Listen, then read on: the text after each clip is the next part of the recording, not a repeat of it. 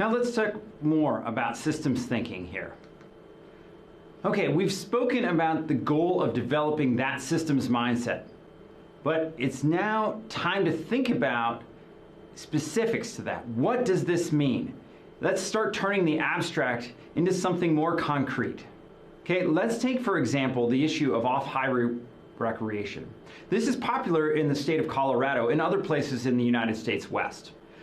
Across these areas, people and communities are looking to develop places where people can play, where they can recreate, where they can come out and have good vacation times. And often this is done on public lands, not on private lands, but on public lands. And when I say public lands in the United States context, that's really referring to lands that are managed by the US federal government.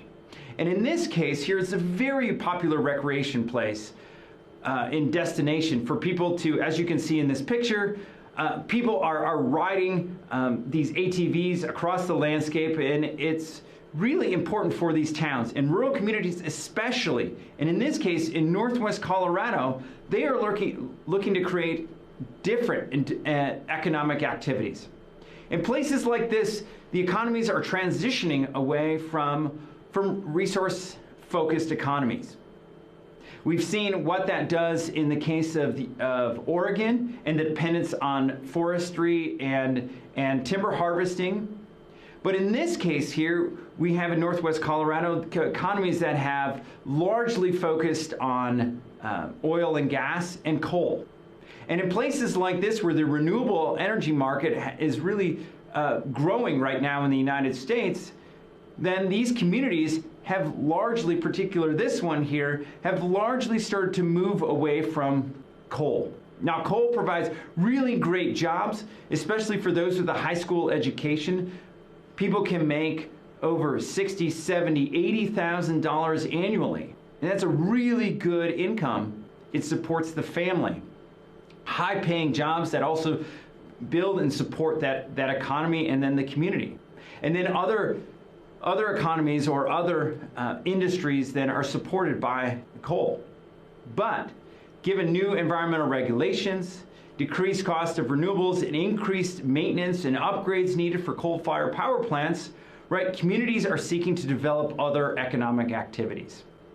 And here in this case, right, Colorado communities are thinking about how to develop recreation. This is a popular off-road destination. And what I want to show in this picture is that this may be the outcome that is desired, but it is much more complicated than that. Now, if you take a look at this map here, you can see the system of trails and what might be an idealized way to picture all of the activities that could happen here in Colorado in this place. But we know from thinking about things in systems that it may not be that simple. There may be important considerations here about access, equality and inclusion. How are we going to get people to trail? Is this an activity that is for everybody, or does it exclude some people? Does it have implications for wildlife? Do we develop one part of the community so we don't develop another part of the community? Are there going to be other impacts, economic or environmental impacts? Are people going to have jobs? We have to start to think about this on top of the type of permissions and what regulations might be needed or what already is in place. Here's an example of a system in Northwest Colorado, okay? And we have to think about how we are going to organize that system and how we might be able to visualize that. And so I put up a system map here, which we'll talk about later, about how to do this and why this is important, not only to map the system, but to map the key stakeholders, the key decision makers, and then understand where those key problems might be and how different stakeholders interact, how different decision makers interact, or how they might be nodes for information. Systems thinking is more than just a collection of tools and methods, though.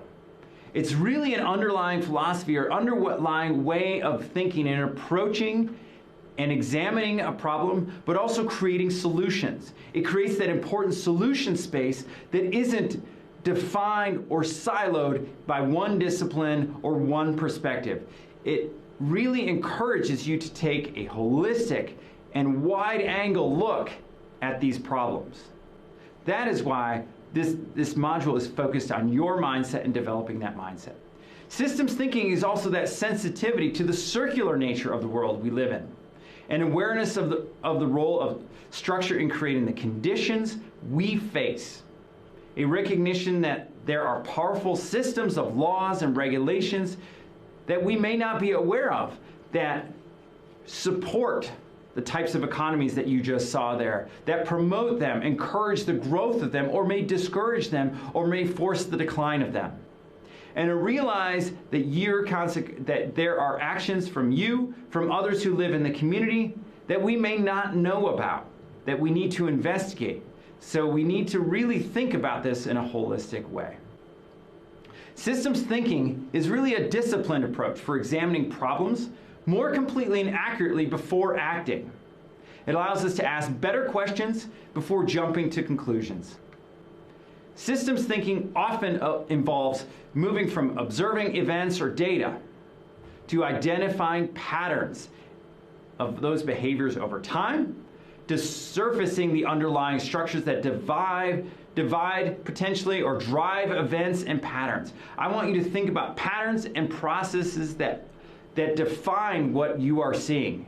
By understanding those changing structures, by understanding what is happening and how they are serving us as a community, we can expand the choices available to us and create more satisfying long-term solutions to chronic problems. But those are also place-based. And so it's important to think that when we think in a systems way, we are thinking how are different things arranged on the landscape?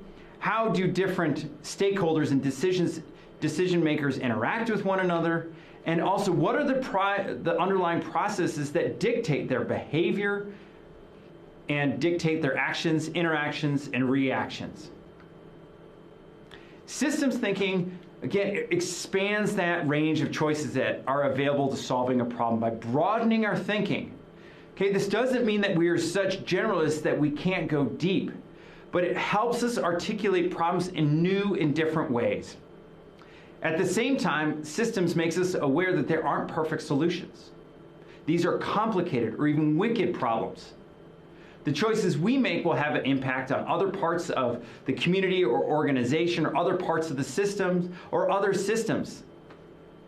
By anticipating the impacts, the trade-offs, we can minimize severity potentially or use it maybe to our advantage.